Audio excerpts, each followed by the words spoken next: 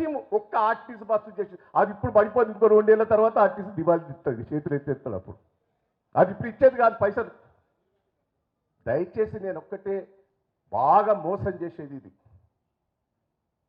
నేను ఒక్కటే రిక్వెస్ట్ చేస్తున్నా, మనం కాదు పడగొట్టేది, మనం పడగొడతామని అంటలేదు, బీజేపీ పడగొట్టే రోజులు దగ్గరలో ఉన్నదని కూడా ఈ సందర్భంగా మీకు తెలియజేస్తున్నాం.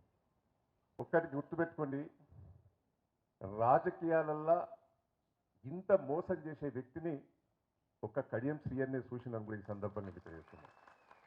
తిన్న అన్నాన్ని కూడా మర్చిపోతారు, ఎవరు పెట్టిందని కూడా మర్చిపోతారు. మీ అందరికీ తెలుసు. ఆయన కష్టం ఉన్నప్పుడు మనం ఆపదలు ఆదుకున్నది అది మర్చిపోతాడు. మనకేదైనా కష్టం వచ్చినప్పుడు నువ్వు ఎవరో ఉండే మీకే ఎక్కువ ఎరక వింటాడా. ఇవన్నీ కూడా మనం అనుభవించినాం. నేనైతే బాగా అనుభవించిన. ఆయన అవస్థలు ఉన్నప్పుడల్లా సాయం చేసిన జిల్లా ప్రజలకెరికే, అందరికెరికే. ఆయన అన్ని తీర్ల నేను పైకి తీసుకొచ్చినా కూడా నేను తీసుకురాలేదు అంటాడు. మనం ఏమంటాడు, ఇంకా పిల్లతో ఓడిపోయింది అంటాడు. నేను ఎన్నిసార్లు గెలిచినా 7 సార్లు గెలిచిన వరుసగా. 7 సార్లు గెలిపించింది ప్రజలు. 6 సార్లు ఎమ్మెల్యేగా ఎంపీగా గెలిపించింది, ఒక్కసారి ఓడిపోయినా. ఆయన ఎన్నిసార్లు ఓడిపోయాడు? 4 సార్లు ఓడిపోయాడు. ఓడిపోయాడు నన్ను అంటాడు. సిగ్గున్నదానే మాట్లాడినట్టు. నేను వరుసగా రాజశేఖర్ రెడ్డి వ్యతిరేకంగా ఉద్యమ సమయంలో ఎన్నోసార్లు గెలిచిన. ఆయన గాడుపులే గెలిచింది తప్ప వరంగల్ ఎంపీగా ఉద్యమ సమయంలో రాజశేఖర్ రెడ్డి ఉన్నప్పుడు నేను గెలిచాను.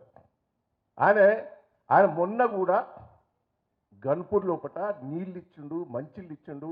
రాజన్న పల్లన్న మీరందరూ కష్టపడితే ఆయన గెలిచిండు. వాస్తవం కాదా? ఆ విశ్వాసం ఉన్నదా? ఆయన గెలిచిన తెల్లారి రాజేంద్ర దొక్కుడు మొదలుపెట్టాడు. అది అయిపోయింది. ఇక ఎంపీ సీటు మీద పడ్డాడు. ఏమన్నా ఉన్నదానండి? కేసీఆర్ గారు ఎన్ని సహాయాలు చేశాడే? నీకు ఉప ముఖ్యమంత్రి ఇచ్చాడు, ఎంపీ ఇచ్చాడు, 2 సార్లు ఎమ్మెల్సీ ఇచ్చాడు ఖాళీ ఉండొద్దని. రాజయాసంతో పక్కన పెట్టి నీకు ఎమ్మెల్యే టికెట్ ఇచ్చాడు, గెలిపించాడు. అదే తిరిగా నీ బిడ్డకు సీట్ కావాలి కానీ మోసం చేస్తావా? ఆ రోజు నువ్వు తెలుగుదేశంలో ఎన్టీఆర్ చంద్రబాబును మోసం చేశావు.